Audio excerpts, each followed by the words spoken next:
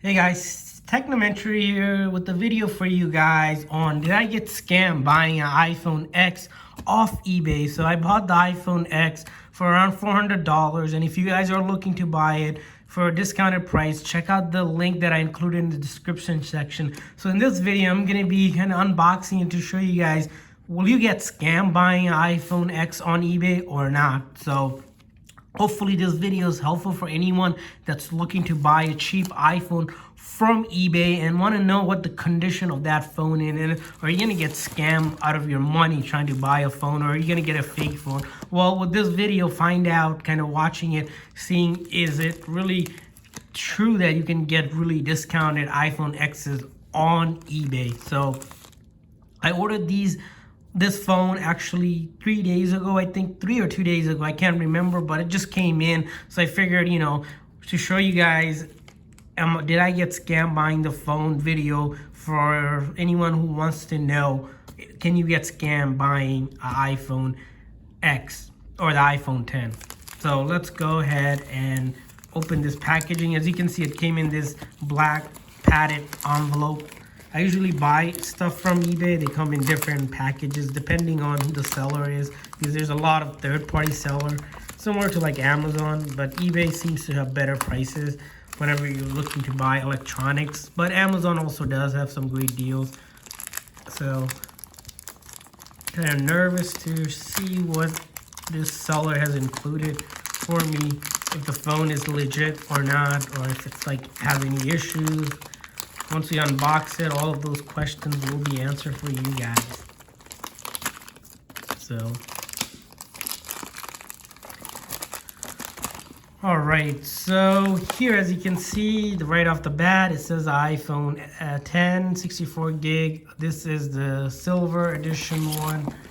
Put this bag aside right here, and I'm gonna go ahead and take a look at it. As you can see, this is the generic box, I believe, that it came in. Of course, not the original iPhone 10 box. So that itself is kind of, a little bit nervous here to see if I didn't get like an Android phone or something. So we're going to go ahead and take a look at what we have here. So right off the bat. All right, so taking it out of the box here, really unboxing it now, and as I see, it looks like a phone so far here. And then this seller, his name here, there's the seller he sells a lot. I think they sell a lot of phones on eBay and Amazon. I see that everywhere. It's a good seller, I think, because I bought it from them before. So I buy it from a lot of sellers. I'm not promoting any sellers in general, but as you see here, I have these, generic charger that they have included.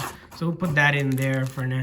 And go ahead and look at this phone here. Take it out of this baggie. And as you see, from the external condition, it's a used phone was what it was listed under. And it looks good so far. I'm not seeing any kind of issues with the phone. And so it looks good so far. And then there's a plastic. We'll take that off. Couple tips and tricks I want to share with you guys whenever you're buying from eBay to avoid getting scammed is, guys, make sure the seller has lots of ratings. I usually, at the minimum, look for a couple thousand ratings from that seller and at least a 95% or more feedback. The next important thing to note is that the seller is offering at least a 30-day return policy, and a lot of sellers will be offering that. Some do offer 60-day, and if the seller doesn't offer a return policy, don't buy it, because then if there's any issues with it, you can return it, or if you want to return it, you have to contact customer service for eBay, and it's a lot of trouble. But if you have a 30-day return, if there's the issue with this, simply you can ask for a refund by opening up a request. They send you a free label and you can return it if you have any issue.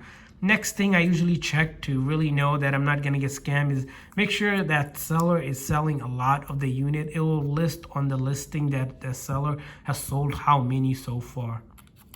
So without talking too much, I'm going to go ahead, take this plastic off for you guys.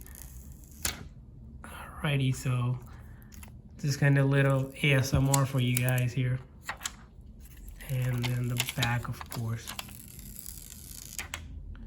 Hopefully you guys like that little ASMR of peeling off the plastic from the phone. And right off the bat, I'm seeing, the back is clean. It's a glass back. The iPhone 10, if you're buying it new, it's around $1,000. So that's almost, I would say about 60% discount buying it used. So you're definitely getting a good deal right there.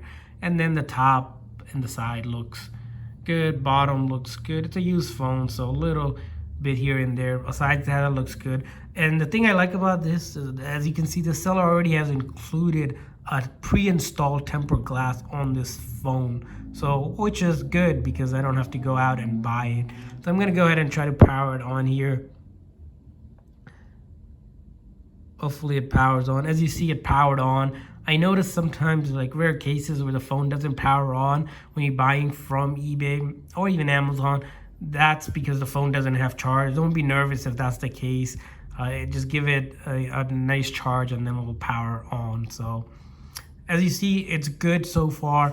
It's already been factory reset, like if you bought it new. So we're gonna have to go ahead and set everything up, and I'm gonna set it up to show you guys quickly that this is a genuine iPhone. It's not a fake phone.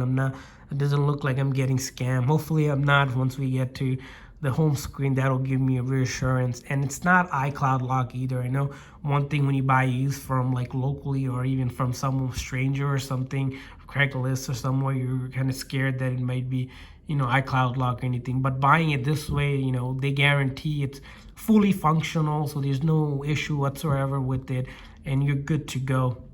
So let's go ahead and set this up.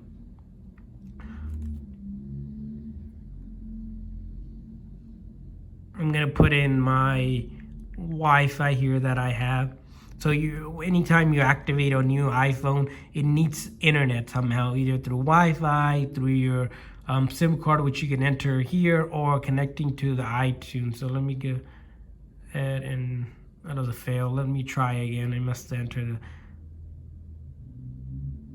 password or something wrong. Yeah, so I entered the incorrect password. So I'm gonna go ahead and put the password again. So going to do it again for the second time.